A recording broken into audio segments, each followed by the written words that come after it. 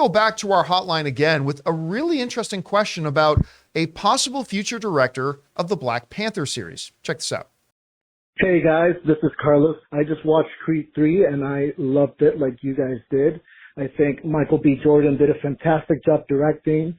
He added his own spin on the fights and overall handled the character-driven narrative very, very well. My question pertains to Michael B. Jordan as a director.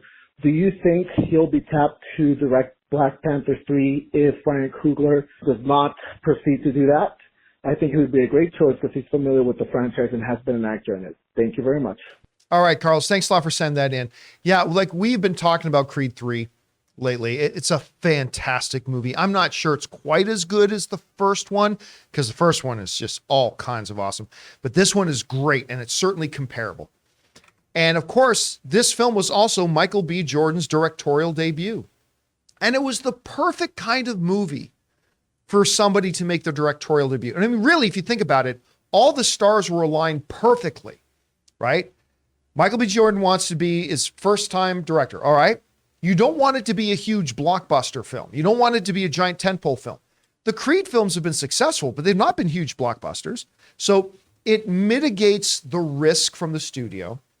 On top of that, you've got him working with, Coogler, who is still a producer on these films, and still actually the story of this one of Creed 3 was done by Coogler.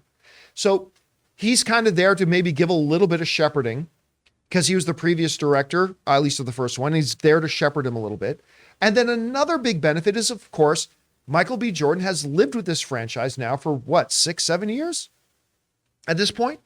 At any rate, so it's a character and a series and a franchise that he's very familiar with. You put all of that together, that is an ideal situation for somebody to make their directorial debut. Absolutely ideal. And Michael B. Jordan took that opportunity, and I'll tell you, he crushed it. He crushed it. He did a great job with this. Fabulous job. Now, of course, it starts with Coogler coming up with the story for it. The story for it was wonderful. It didn't feel like just another recycled, rehashed, kind of Rocky kind of storyline. Did a great job with it, and Michael B. Jordan came in and executed. Now, I will say, and I've said it before, Ray, you know what I'm talking about. There is a particular moment in the film where Michael B. Jordan makes some creative, artistic kind of choice for something that didn't really work for me, to be honest, and the most people I talked to didn't really work for them either. It has to do with something that happens in the middle of a boxing fight near the end.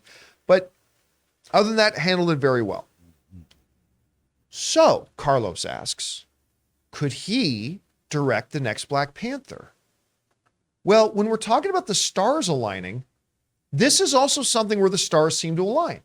Because just like he has worked with Ryan Coogler on the Creed films, his kind of mentor when it comes to directing, Black Panther is a series that Ryan Coogler directed. Michael B. Jordan was in the Creed films. Obviously, he was the star of the Creed films. Michael B. Jordan was in one of the Black Panther films. He was in the first one. Well, actually, I guess he did make an appearance in the second one too, albeit it was a bad one. They never should have had that one. That one, it made real no sense to the narrative. But that being said, I would say this. While I thought Michael B. Jordan did a great job, not a good job, a great job directing this film, I don't think he's quite ready to do Black Panther. And I think for a couple of reasons. Black Panther is a lot more of a nuanced movie, a franchise as a whole, with a lot of different types of elements in there that he hasn't had a chance to kind of tackle yet. That's one of the big ones. Number two, Black Panther is still, I think, a franchise that is in a little bit of a transition period, obviously, for tragic and unfortunate reasons, where the future of the franchise is still a little bit in question. And it's a much, much bigger movie than Creed. So look, I would say this. If Kevin Feige were to announce, here's the new director for Creed 3, being produced by Ryan Coogler, Michael B. Jordan, I'll tell you what, I would be, all right, let's see how this goes. He did a great job with Creed 3. He's working with Ryan Coogler. He is familiar with the world. I mean, again, all the stars are aligned, so I'd be okay with it. If I were Kevin Feige, I would want to see Michael B. Jordan direct one more. Even if it was in the Creed universe, even if it was another Creed film or a Creed or a Drago movie or whatever, I think if I were Feige, I'd want to see one more. But again, because the stars are all aligning, if Kevin Feige announced it, I'm not going to lie to you. I would be down for it because, Rob, this is not one of those X director and X movie things. There's a lot of connective tissue here. And there are a lot of similarities between the Creed situation and the Black Panther situation. So I wouldn't be shocked if they did, even if I wouldn't pull the trigger on that one myself. What do you think about the idea of a Michael B. Jordan and the possibilities of a Michael B. Jordan directing the next Black Panther? Well, I mean, the thing about Creed 3 is he was in it too. And the fact that he's front and center and the star of the movie, I mean, being a great actor is a very different discipline than being a great director. Yes. And I was really amazed at what he was able to pull off with Creed 3. And I think one of the things about Michael B. Jordan is, he's a lifer in terms of being in Hollywood. He started out working on The Wire, even though he died, too bad. Friday Night Lights. So he's worked his way up, and he's been on a lot of different sets. He's worked with a lot of different people.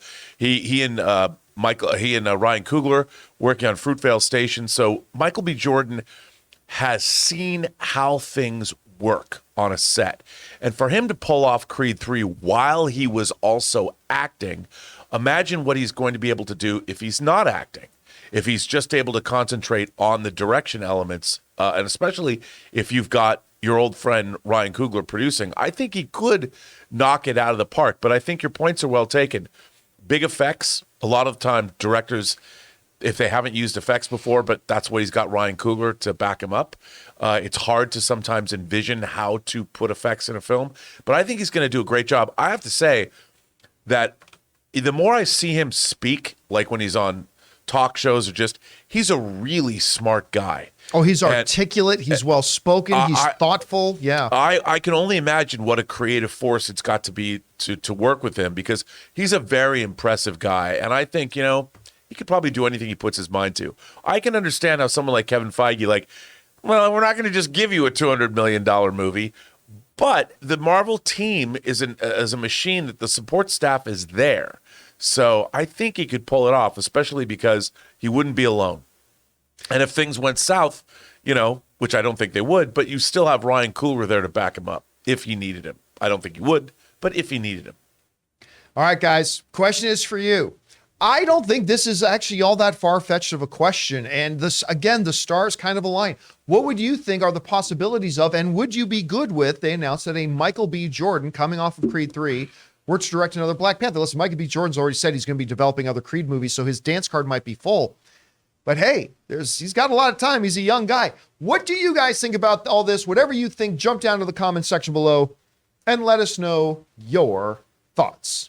We want to take a second to thank a sponsor of this video, Mint Mobile. If saving more and spending less is one of your top goals for 2023, why are you still paying insane amounts of money every month for your phone bill? Switching to Mint Mobile is the easiest way to save this year. As the first company to sell premium wireless service online only, Mint Mobile lets you order from home and save a ton with phone plans starting at just $15 a month. You guys know I made the switch over to Mint Mobile a while ago. The process couldn't have been easier, and I can't believe that I am spending less than a third of what I was spending on one of the other major carriers before. By going online only and eliminating the traditional costs of retail, Mint Mobile passes the significant savings on to you. All plans come with unlimited talk, text, and high-speed data delivered on the nation's largest 5G network. Use your own phone with any Mint Mobile plan and switch easily in minutes with eSIM. To get your new wireless plan for just $15 a month and get the plan shipped to your door free, go to mintmobile.com/Campea.